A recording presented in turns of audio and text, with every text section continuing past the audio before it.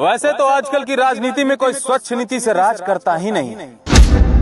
सभी एक ही सिक्के के दो पहलू हैं, एक ही थैली के चट्टे बट्टे हैं, और इसीलिए किसी भी राजनीतिक पार्टी और उससे जुड़े लोगों पर मुझे टिप्पणी करने का जी नहीं करता। लेकिन फिर भी अपने सत्ता की हनक से और अपने रसूख के दम पर जब भी कोई संवैधानिक एवं मानवीय मूल्यों का हनन करने पर उतारू हो जाता है, तब बोलना लाजमी हो जाता है। कुछ दिनों पहले यानी कि 11 मार्च को जाप प्रमुख पप्पू यादव जी को गिरफ्तार कर लिया जाता है। ये कृत्य जितना निंदनीय है उतना ही अशोभनीय भी है। इसने बिहार की सियासत पर एक ऐसा काला धब्बा लगा दिया है, इसे मिटाना, इसे धोना नामुमकिन सा हो गया। और इस कृत्य का जिम्मेवार बस एक व्यक्ति है। इसकी जिम्मेदारी सिर्फ एक व्यक्ति को जाती है, आपको। जी हाँ, आपको श्री नीतीश कुमार जी, आपको। हर राजनीतिक पार्टी और उससे जुड़े लोगों की तरह ही मैं पप्पू यादव का भी कभी समर्थक नहीं रहा, ना ही मेरी उनसे कोई वैचारिक समानता रही। लेकिन उन पर यह जुल्म जिस जुर्म के लिए हो रहा है ना, वो अशोभनीय है, अमानवीय है, यह कहने में मुझे कोई हर्ज नहीं। वैसे यहाँ बात केवल पप्पू यादव की नहीं है, ना ही मैं सिर्फ उनके लिए बोलने आया हूँ, बल्कि मैं उस सोच के खिलाफ बोलने आया हूँ जो अपने खिलाफ उठने वाली हर आवाज को कुचल देना चाहता है। मैं उस सत्ताधारी और उस तानाशाही रवैये पर बोलने आया हूँ जो अपने बेईमान सत्ताधीशों के खिलाफ उठते हुए आवाज को कुचल देना चाहता है।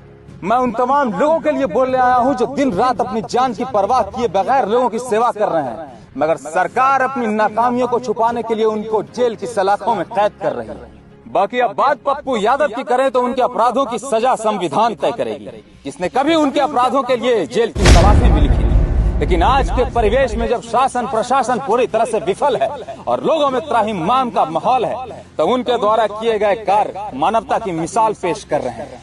उनके द्वारा किए गए कार्य इंसान और इंसानियत को जीवित रखे हुए हैं। ऐसा कहना कोई अतिशयोक्ति नहीं होगी और ऐसा कहने में कोई हर्ज नहीं।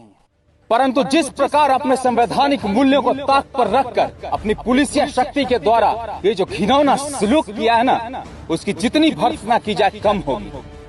आपने मानवीय मूल्यों पर जो चोट की है ना, उसकी चोट भारतीय लोकतंत्र को लगी है, उसकी चोट भारतीय संस्कृति को लगी है, जिसने सेवा करने वालों को सबसे ऊपर रखा था।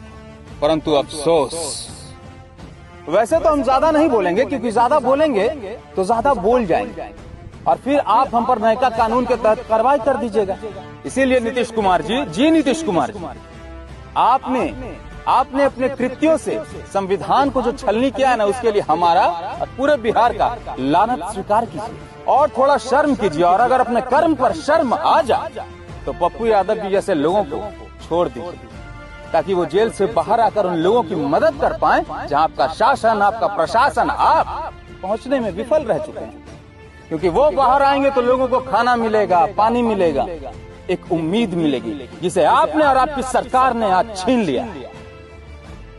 और चलते चलते फिर से एक बार, हे मुख्यमंत्री महोदय जी, हमारा लानत भरा प्रणाम स्वीकार करिए।